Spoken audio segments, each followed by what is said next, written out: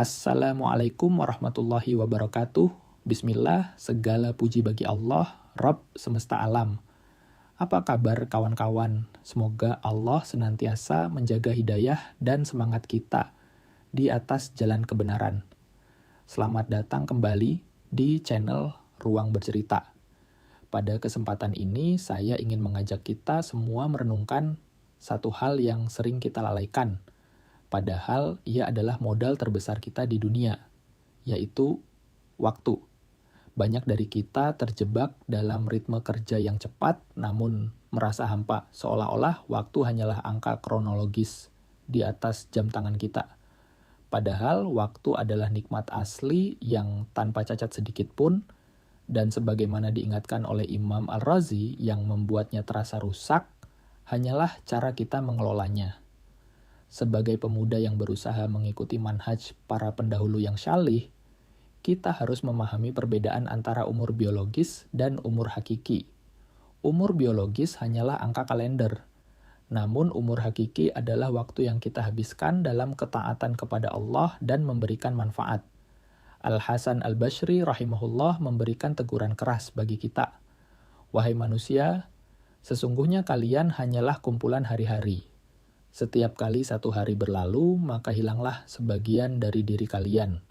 Waktu adalah aset yang tidak bisa diputar kembali atau di top up, sehingga menyia-nyiakannya berarti kita sedang memisahkan diri dari Allah dan tujuan akhirat kita. Kita harus waspada terhadap fenomena maghbun. Rasulullah Shallallahu Alaihi Wasallam telah memperingatkan bahwa banyak manusia tertipu dalam dua nikmat, kesehatan dan waktu luang.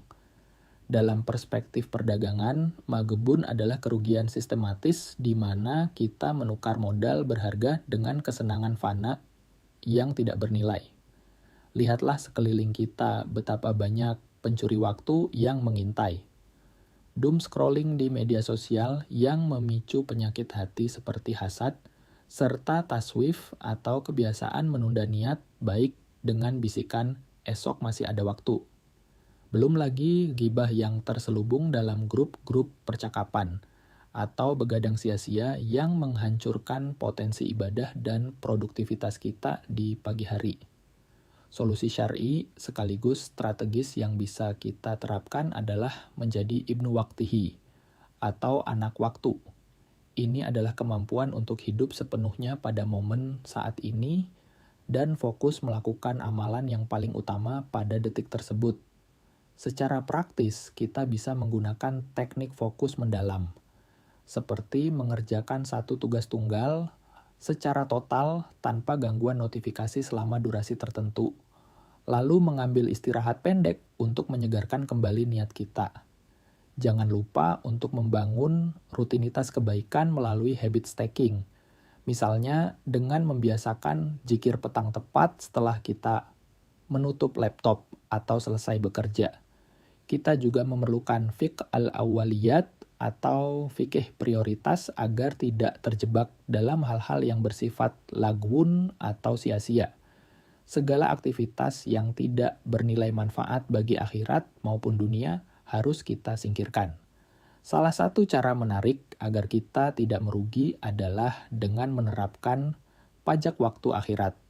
Setiap kali kita ingin melakukan hiburan, kita wajib membayar pajak berupa aktivitas ibadah atau produktif sebelumnya, seperti membaca Al-Quran.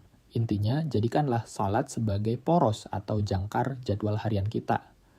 Gunakan jeda antar waktu salat sebagai momentum untuk muhasabah, mengevaluasi apakah waktu yang telah berlalu kita gunakan dengan penuh keberkahan atau justru habis tak berbekas. Pada akhirnya, produktivitas sejati seorang muslim adalah keberhasilan mengonversi waktu yang terbatas menjadi amal jariah yang abadi.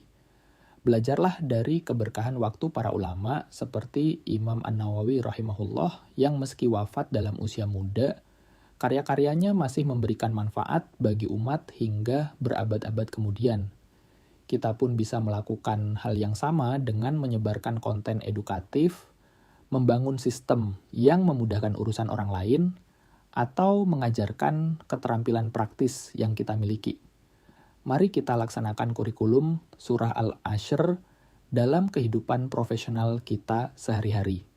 Akui bahwa waktu adalah modal yang sangat terbatas. Pahami risiko kerugian akibat kelalaian, dan segeralah berinvestasi melalui iman dan amal syalih. Jika terbersit keinginan untuk berbuat baik, segera lakukan dalam 5 menit pertama sebelum setan memberikan alasan untuk menunda. Ingatlah kawan, hari esok bukanlah jaminan bagi kita. Keberkahan waktu dimulai dari apa yang kita putuskan untuk dikerjakan saat ini. Jangan biarkan modal hidup kita menguap tanpa arti. Semoga Allah memberkahi waktu-waktu kita. Wassalamualaikum warahmatullahi wabarakatuh.